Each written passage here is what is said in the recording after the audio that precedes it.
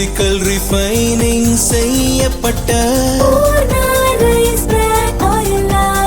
SKM Poorna rice bran oil. எந்த சமையலும் ருசி தேடும் ரகசியம். 20 ரூபாய். ரொம்ப டயர்டா இருக்கு. இயற்கையான டேட்ஸ், பாதாம், பிஸ்தா, கேஷு அண்ட் ஹனி கொண்டு தயாரிக்கப்பட்ட லயன் டேட் நட் பைட்ஸ்.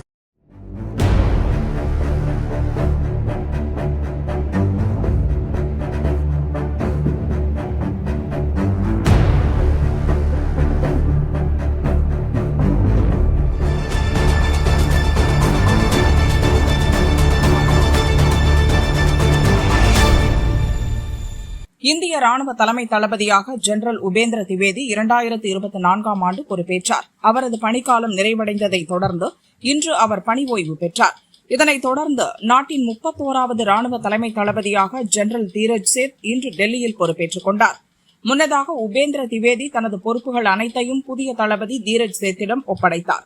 புதிய தலைமை தளபதியாக பொறுப்பேற்றுள்ள தீரஜ் சேத் பற்றிய சுவாரஸ்யமான பின்னணி தகவல்கள் வெளியாகியுள்ளது. வாருங்கள் அவற்றை பார்க்கலாம்.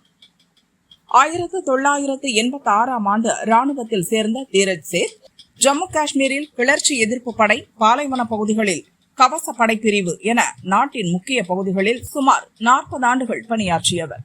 புனே கடக்வாஸ்லாவில் உள்ள தேசிய பாதுகாப்பு அகாடமியின் முன்னாள் மாணவரான இவர் ராணுவ கமாண்டர், கவச படைப்பிரிவு தலைவர் உள்ளிட்ட பல்வேறு முக்கிய பொறுப்புகளை வகித்துள்ளார்.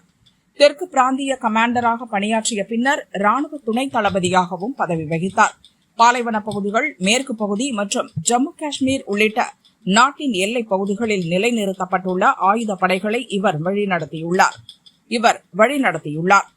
அங்கோலா நாட்டில் ஐநா படை அதிகாரியாகவும் பணியாற்றியுள்ள தீரஜ் சேத் பிரான்ஸ் தலைநகர் பாரிஸில் நடந்த ராணுவ உயர் அதிகாரி பயிற்சியிலும் பங்கேற்றுள்ளார். ராணுவத்தை நவீனப்படுத்துதல் மற்றும் வலுப்படுத்துவதற்கான வியூகங்களை வகுப்பதில் திறமை பெற்றவராக இவர் அறியப்படுகிறார்.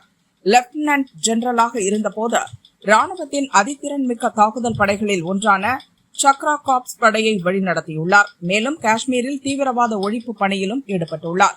ராணுவத்தில் சிறப்பாக பணியாற்றியதற்காக ஜூன் 29ஆம் தேதி ஜனாதிபதி திரௌபதி முர்முவிடமிருந்து உத்தம் யுத் சேவா பதக்கத்தையும் பெற்றார் என்பது குறிப்பிடத்தக்கது.